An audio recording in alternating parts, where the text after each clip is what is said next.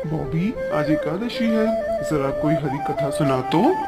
एकादशी की हार्दिक शुभकामनाएं। चलिए पिताश्री, आज भक्तमाल से सूरदास जी की कथा सुनते हैं। पिताश्री, आपको पता है एक बार सूरदास जी मंदिर में जाते हैं। वो रोज श्रीनाथ जी का दर्शन करते थे पर उनको तो दिखाई नहीं देता था। तो उन्होंने जैसा वस्त्र पहना होता था वो उसी वस्त्र के रंग को लेकर कोई ना कोई कविता, कोई ना कोई पद गाते थे। अब एक दिन गोसाई जी सोचते हैं सूरदास जी को तो दिखाई नहीं देता, तो फिर ये एग्जैक्ट उसी रंग का पद कैसे गा लेता है, उसी रंग के कपड़े को लेकर के।